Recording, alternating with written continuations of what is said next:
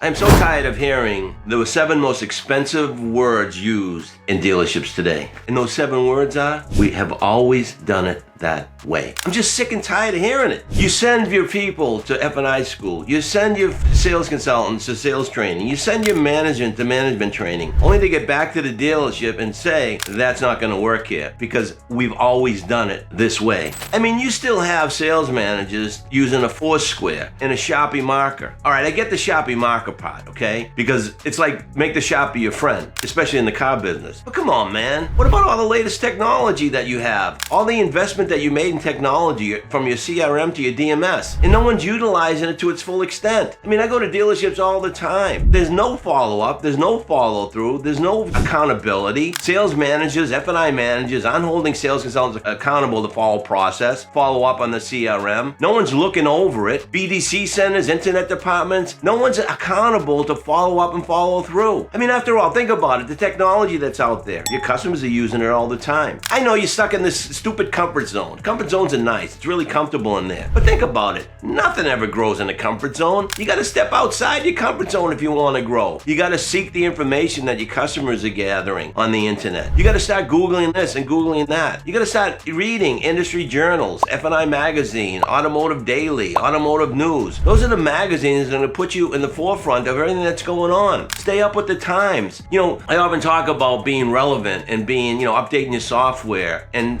real life situations, up-to-date material. We're still selling based on stuff that we've learned from 1968. It's kind of crazy, okay? So stop saying that's the way we've always done it here, okay? Those 7 words are costing you a ton of money. Once again, step outside that comfort zone because a lot of good things happen in the big pond, not the small pond, okay? What are your customers doing? They're not going out every Saturday or Sunday and kicking tires. They're pressing Google and they're Googling this, they're searching for that, and 80% of their journey's done before they even contact the dealership. And what do we know about what the customer's learning? I mean, every website they go to, there's a finance calculator. It's pointing them in the direction to find their payoff, to find out what the vehicle trade is worth. They're coming in with all this information. And what they're doing is they're seeking out someone that they trust, someone that they can communicate with, someone who knows what's going on. So you got to step outside that comfort zone. You got to stop saying that's the way you've always been done it here at the dealership. How many times have you heard that's the way it's done in the car business? That's the way it's done in the car business. That's the way it's done in the car business. It's changed, man. We talk about what we just went through, the pandemic and all that stuff, and how it changed our lives and how we got to get back to the basics of selling. I'm reading articles all over the place that all the dealers are running to get training because their folks, the people in the dealership basically lost sight of how to sell cars. You have this wonderful CRM tool, customer management or customer retention management tool that you should utilize to its fullest extent. Anywhere from VIN solutions to e-leads, all this software only gives you an opportunity to control or manage the deal. Get the customer closer to make a decision to buy at your dealership. I've often talked about the customer's journey, where there's an awareness stage, when they know they want a vehicle. They go from the awareness stage into the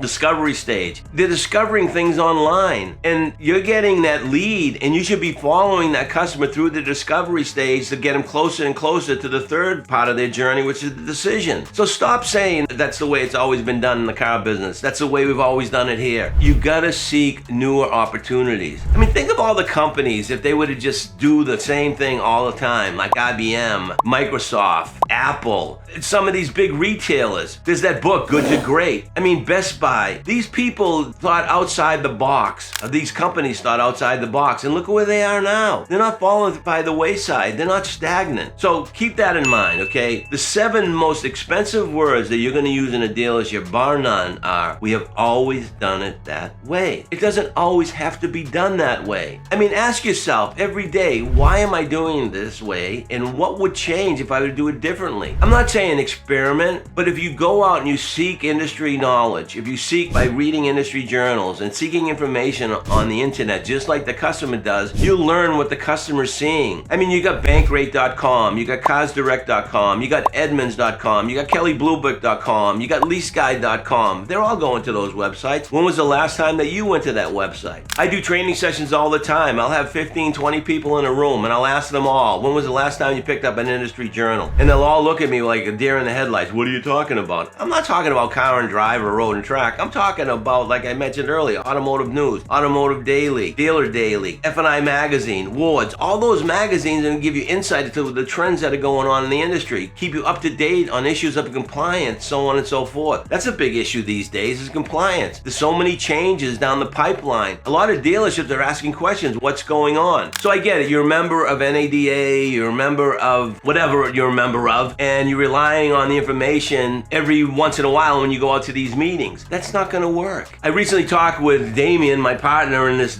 product prep deal, and he said to me, you know, I'm starting to read Automotive Magazine because I'm getting some detail on this AI. We're looking into AI, artificial intelligence. There's a lot to know out there. So stop doing things the same way you've done them all the time. Make the change. Seek new information. Get industrious.